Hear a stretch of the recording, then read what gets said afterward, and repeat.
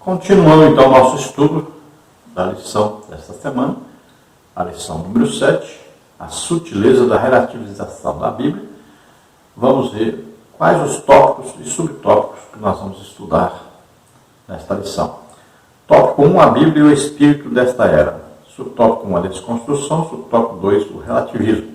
No tópico 2, a Bíblia e o politicamente correto. Subtópico 1, a criação de uma narrativa. Subtópico 2, a criminalização da opinião. No tópico 3, a Bíblia e o outro evangelho. Subtópico 1, uma nova metodologia. Subtópico 2, novas teologias. No tópico 4, a Bíblia, sempre atual palavra de Deus. Subtópico 1, revelada por Deus. Subtópico 2, inspirada por Deus. O texto áureo está em 2ª carta do apóstolo Paulo a Timóteo, capítulo 3, versículo 16, que diz: toda escritura divinamente inspirada é proveitosa para ensinar, para redarguir, para corrigir, para instruir em justiça. Então veja que a Bíblia é a palavra de Deus, foi inspirada por Deus. O Espírito Santo veio inspirar todos os escritores o que eles deveriam escrever. Então a Bíblia é a palavra de Deus. Não é sempre Deus falando o que está escrito na Bíblia, porque muitas vezes Deus quis falar, dizer alguma coisa sobre a existência de seres, de comportamentos.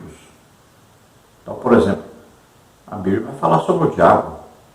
E aí não é Deus falando quando o diabo fala, é o diabo que está falando. Mas Deus queria que nós soubéssemos da existência do diabo como nosso maior inimigo. Então, toda a palavra de Deus, aí a Bíblia completa, é o que Deus quer falar conosco. E toda a Bíblia, então, foi inspirada pelo Espírito Santo. Os escritores escreveram sempre debaixo da orientação do Espírito Santo. E tudo que está escrito é proveitoso para nós. Proveitoso está escrito para quê? Olha aí, para ensinar, para redarguir, para corrigir, para instruir em justiça.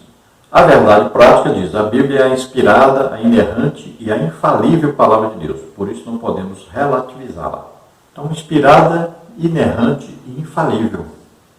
Inspirada por Deus, o Espírito Santo inspirou, nós falamos. Ela é inerrante porque ela não contém erros. Deus jamais erra. E é infalível porque tudo que está escrito ou se cumpriu, ou está se cumprindo, ou ainda vai se cumprir. Então nós não podemos relativizar nada que está escrito na Bíblia, não podemos atualizar, modernizar, adaptar, nada. É do jeito que está escrito e é do jeito que nós temos que obedecer.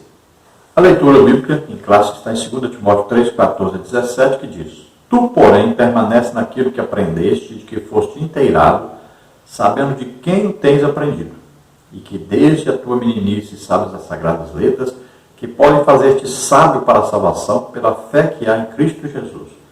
Toda a Escritura divinamente inspirada é proveitosa para ensinar, para redarguir, para corrigir, para instruir em justiça, para que o homem de Deus seja perfeito e perfeitamente instruído para toda boa obra. Então este é um texto base para nós estudarmos e nós vamos passar logo então a introdução da lição, que diz assim: não é novidade para ninguém que a Bíblia sempre sofreu ataques ao longo dos séculos. Não foram poucas as tentativas de desacreditá-la e até mesmo abolida da sociedade. As táticas foram muitas. Às vezes, seus exemplares foram queimados. Outras vezes, a Bíblia foi considerada perigosa, obsoleta, desnecessária. Enfim, em diferentes momentos e épocas, sempre houve algum levante contra a autoridade das Escrituras. Hoje não é diferente. Infelizmente, há quem afirme que a Bíblia precisa ser atualizada. Geralmente esse posicionamento é tomado quando se trata de questões de natureza social e comportamental. Assim, há quem defenda que a Bíblia precisa ser ressignificada e, em outras palavras, para ele a palavra de Deus está desatualizada nessas questões sociais e comportamentais, ou, no mínimo, mal traduzida, mal interpretada e, portanto, mal aplicada. Então, a Bíblia sempre, desde que foi escrita, sempre sofreu ataques de pessoas que querem viver no pecado, querem que não haja nada que os condene, nada que diga que deve ser feito de outra maneira. Pessoas que querem ser agradadas em tudo. É o politicamente correto. Hoje nós estamos vivendo nesse tipo de sociedade, em que as pessoas não querem que haja uma opinião contrária, querem viver do jeito que quiserem, sem ninguém dizer que está errado. Tudo é correto para eles. A pessoa fala assim, desde que eu seja feliz, então eu posso fazer qualquer coisa. Então a Bíblia não pode ser atualizada, modernizada, adaptada. Não, o ser humano é que tem que obedecer o que está escrito na Bíblia. Se adaptar ao que está escrito na Bíblia. Ali é a regra básica. É como se você comprar um eletrodoméstico, por exemplo, ou um carro, tem lá um livreto, né? Aquilo ali é o que? É o guia para você usar aquela coisa. Então, a Bíblia para nós é esse livro, palavra de Deus, que vai dizer para nós como nós devemos viver. Nós devemos obedecer o que está escrito na Bíblia. Nós devemos agradar a Deus. E a maneira de agradar a Deus está escrito na Bíblia. Então ali é o manual, né? Quando nós compramos uma coisa, vem ali o manual para ensinarmos como deve ser usado aquela coisa. A Bíblia é o nosso manual, é o nosso livro de regra, é o nosso livro de fé, é de acordo com a Bíblia que nós temos que viver. Então Deus nos deu um manual, e aí nós vamos ler esse manual e vamos ver o que Deus quer que nós façamos, como Deus quer que nós hajamos. Ali está tudo o que agrada a Deus e também está o que desagrada a Deus. Vamos ver o tópico 1, a Bíblia e o Espírito desta era. Subtópico 1, a desconstrução. Não é incomum encontrarmos na literatura ou nas mídias sociais expressões como a era do vazio, pós-verdade, fim das certezas, cultura líquida ou ainda desconstrução. São formas diferentes para nomear o mesmo fenômeno cultural que impera na sociedade contemporânea, também denominado de pós-moderno. Em palavras mais simples, esse novo modelo ou paradigma cultural se contrapõe ao cristianismo, procurando desconstruir não apenas sua herança cultural, mas, sobretudo, seu conjunto de valores ético-morais e espirituais. Confere por Romanos 12, 2. Enfim, é uma nova forma de pensar e agir diferente daquela que estávamos habituados a enxergar. A consequência disso tudo é a relativização das Escrituras, como está em Isaías 5:20. Então, nessa geração perversa que nós estamos vendo aí acontecer, querem de todas as maneiras serem agradados em tudo, não contraditados em nada, e a Bíblia é o livro que contradita exatamente o que eles querem. Então, o cristianismo cada vez mais vai ser mal visto por essa sociedade pecaminosa.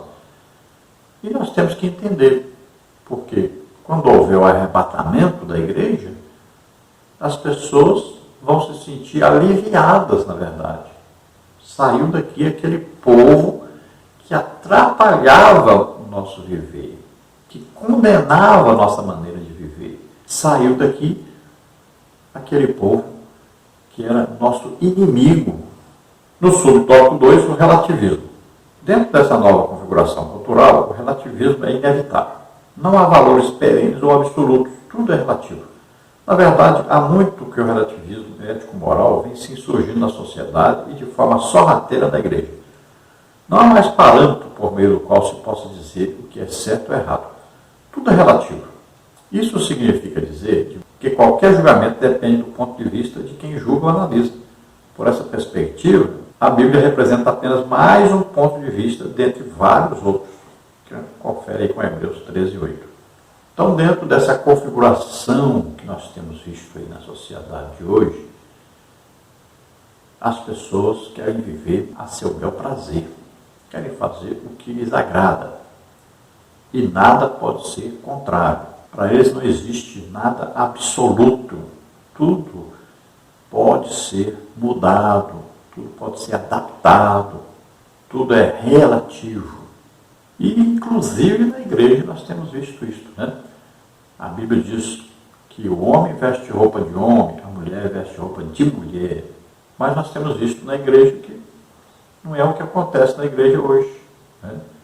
As pessoas não estão nem aí para o que a Bíblia diz. Isso é um dos exemplos. Então a sociedade diz, depende do ponto de vista de quem está julgando se eu estou certo ou errado. Então se a pessoa vive no erro, no pecado, ela vai julgar as outras de acordo com o que ela vive. Então, para ela, aquelas pessoas que fazem o mesmo que ela faz estão corretas. Então, por exemplo, agora surgiu aí uma igreja que vai apoiar a homossexualidade. Uma igreja evangélica. O que podemos entender com isso? É que as pessoas já estão vivendo assim, então querem apoiar isso. Olha só. É isso que está acontecendo na sociedade hoje.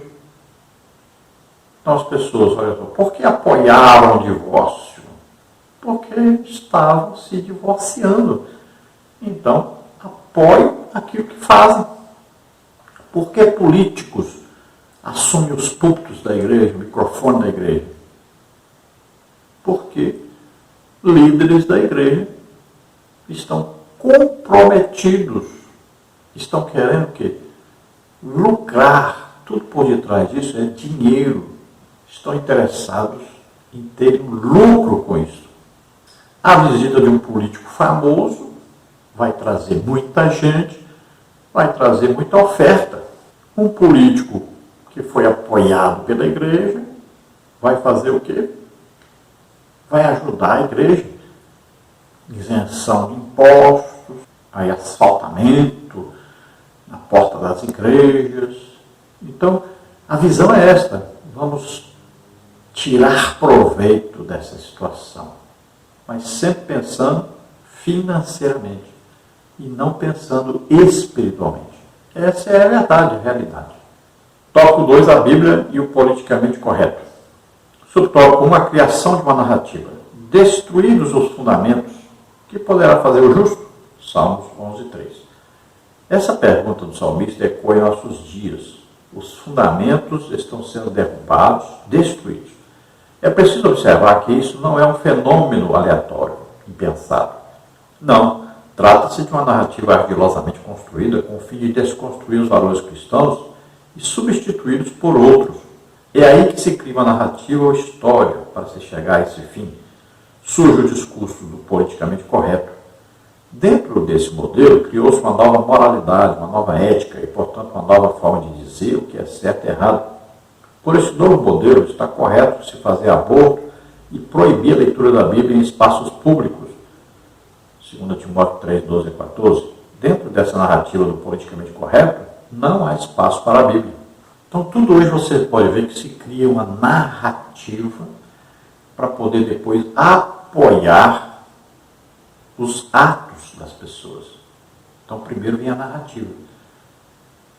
Então, primeiro, se proíbe aí a Bíblia de ser lida nas repartições públicas, né, nos colégios, né, antigamente se dava aula aí ensinando a palavra de Deus, a Bíblia.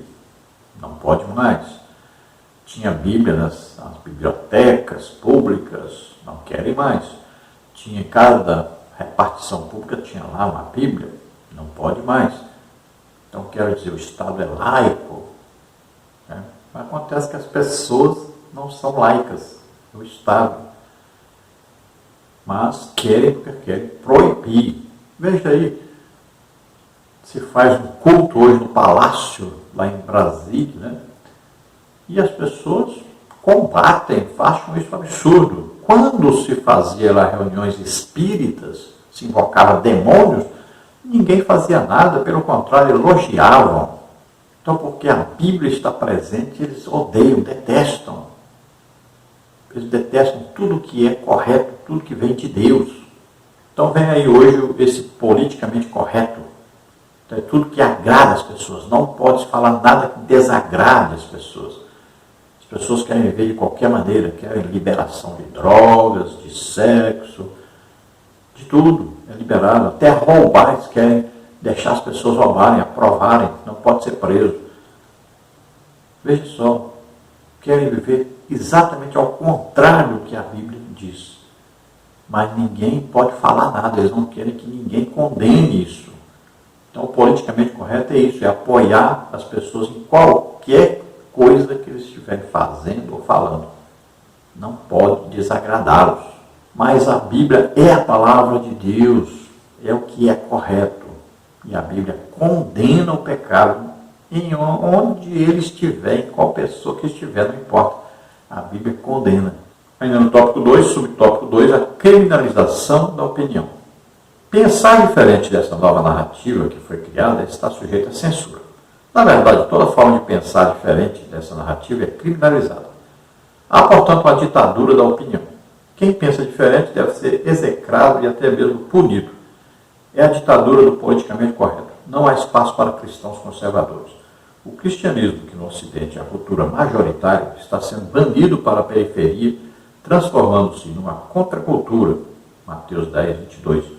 No mundo todo vemos sites cristãos conservadores sendo censurados e banidos.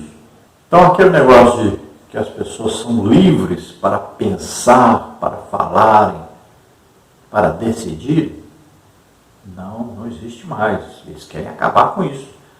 Então, cristãos que querem viver segundo o que está escrito na Bíblia, que querem obedecer à Bíblia, então são mal vistos e são impedidos de emitir opinião. Então existe aí uma ditadura que tenta de todas as maneiras impedir que os princípios bíblicos sejam ensinados, divulgados e, se possível, até exigidos. Então, num país que a maioria esmagadora é cristã, surgem, então, líderes que querem impedir de todas as maneiras que as pessoas sejam cristãs, que as pessoas obedeçam à Bíblia.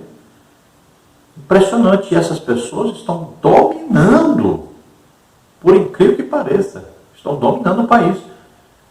E ninguém pode fazer nada contra, porque estaria agindo inconstitucionalmente. Veja só. Então, o povo precisa acordar para isso. Nós temos que agir, e agir em quê? No voto. Somente através do voto para que nós vamos vencer. Então, nós vamos retirar essas pessoas, vamos votar em pessoas que querem retirar essas pessoas que estão aí impedindo o cristianismo de existir no nosso país. São pessoas que são de esquerda, são comunistas, socialistas, marxistas. Tópico 3, a Bíblia e o outro Evangelho. Subtópico 1, uma nova metodologia. Dentro da cultura pós-moderna, do politicamente correto, surge a necessidade de ressignificar a Bíblia. A palavra de Deus precisa ser atualizada para que fale a mesma língua dentro dessa nova configuração cultural. Surge a necessidade de se criar uma nova metodologia no processo interpretativo do texto bíblico. Nesse caso, o leitor, e não o autor bíblico, passa a ser o mais importante, dizendo de outra forma. Não importa o que o autor do texto bíblico disse, mas o que o leitor contemporâneo acha que está certo. É o que os exegetas denominam de hermenêutica centrada no leitor. O autor bíblico deixa de ter importância. Então vale tudo. A Bíblia precisa se ajustar a essa nova metodologia. Assim surge, portanto, outro Evangelho, Gálatas 1:9. Então veja que o significado que está escrito na Bíblia está sendo torcido para agradar as pessoas. Liderança que pensa o quê? Visam o quê? O lucro financeiro. Então, querem agradar as pessoas que estão ouvindo. Quem é que pode pregar na igreja? Aqueles que agradam as pessoas que estão ouvindo. Não é quem prega a legítima palavra de Deus. Não é quem ensina do jeito que está na Bíblia. Mas aqueles que pregam ensinam de acordo com os ouvintes, que têm que ser agradados. Por isso, hoje, as mensagens de autoajuda estão dominando as pregações, os ensinos da igreja, e qualquer um que queira pregar o que está realmente escrito é afastado, é ignorado, é impedido. E cada dia aumenta mais isso. Está havendo um domínio já total da igreja daqueles que querem dizer o que está escrito na Bíblia, querem passar, ensinar o que está escrito realmente na Bíblia. Veja só, tentam impedir de qualquer maneira as pessoas de falarem a verdade, de transmitirem a Bíblia do jeito que está realmente na Bíblia. Então veja que aquele que está interpretando se torna mais importante do que aquele que escreveu inspirado por Deus. Então os teólogos de hoje se consideram mais importantes do que os próprios escritores que escreveram. Querem ser mais importantes do que o próprio Deus. Então o teólogo quer explicar a Bíblia para Deus. É isso que está acontecendo hoje. Então o que está sendo pregado aí é o quê? Um outro evangelho. Não é o evangelho legítimo de Jesus Cristo.